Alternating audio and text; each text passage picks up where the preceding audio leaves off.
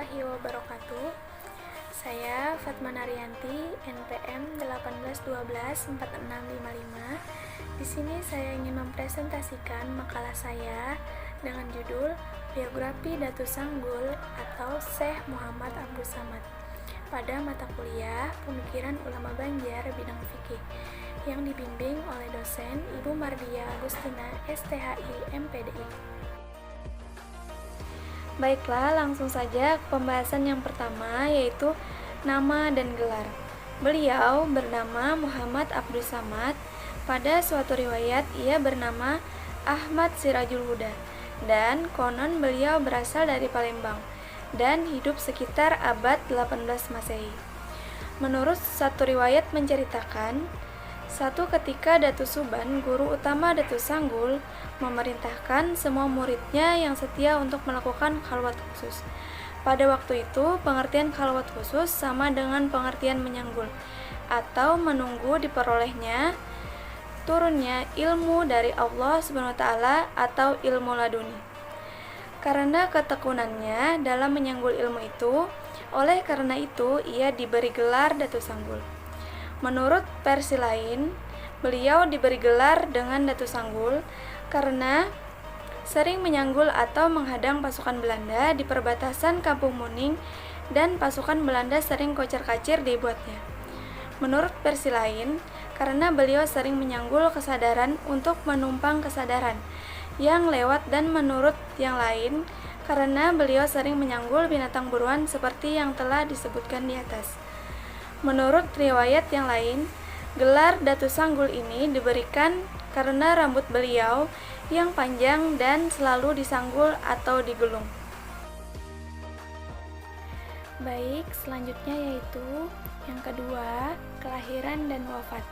Beliau hidup sekitar abad ke-18 Masehi, satu zaman dengan Maulana Syekh Muhammad Arsyad Al-Banjari. Beliau berasal dari Palembang. Hari dan tanggal kelahiran beliau hingga saat ini belum ditemukan penjelasan yang menerangkannya. Wafatnya Datu Sanggul bertepatan dengan pulangnya Syekh Muhammad Arsyad Al-Banjari dari Mekah ke Tanah Banjar, yaitu pada bulan Ramadan 1186 Hijriah atau Desember 1772 Masehi. Selanjutnya yang ketiga, pendidikan.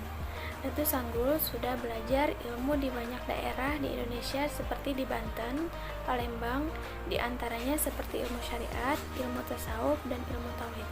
Akan tetapi, Datu Sanggul belum merasa puas dengan ilmu yang diperolehnya. Dia masih haus ilmu, seolah-olah ilmu yang sekarang sudah dimilikinya belum cukup menenteramkan hatinya yang sedang mencari ilmu. Sudah habis guru-guru di Aceh ditemuinya dan menimba ilmu dari mereka. Hatinya juga belum merasa puas. Sudah berkeliling Aceh dia mencari guru ilmu tauhid dan ilmu tasawuf, tetapi belum juga ditemukannya. Memang guru tauhid dan tasawuf banyak jumlahnya di Aceh, akan tetapi yang diperolehnya belum memenuhi keinginan hatinya. Pada akhirnya, ketika beliau tertidur dan bermimpi bertemu dengan seorang yang tua dan sempat berjabat tangan. Di dalam mimpi tersebut, beliau diperintahkan menuntut ilmu ke Pulau Borneo, Kalimantan, yaitu tepatnya di Muning, Tatakan, Kabupaten Tapin, Kalimantan Selatan. Kemudian selanjutnya yaitu yang keempat, guru dan murid. Guru beliau dari Palembang bernama Syekh Nurdin bin Ali Al-Habsyi. Guru beliau dari Kampung Muning Tatakan bernama Datu Suban. Datu Sanggul merupakan murid terakhir dari Datu Suban. Namun, walaupun murid yang terakhir dari Datu Suban, Datu Sanggullah yang dapat menerima dengan sempurna semua ilmu yang diajarkan oleh sang guru Datu Suban. Dan kepada Datu Sanggul pula lah kitab Barencong diserahkan. Murid dari Datu Sanggul diantaranya adalah Syekh Muhammad Arsyad Al-Banjari dan murid-murid lainnya. Baik, selanjutnya yaitu yang kelima, sepak terjang di masyarakat. Datu Sanggul aktif berdakwah di bagian selatan Banjarmasin, yaitu bagian Rantau dan sekitarnya. Beliau giat mengusahakan atau menghadiahkan tiang-tiang kayu besi pada orang-orang yang akan mendirikan masjid.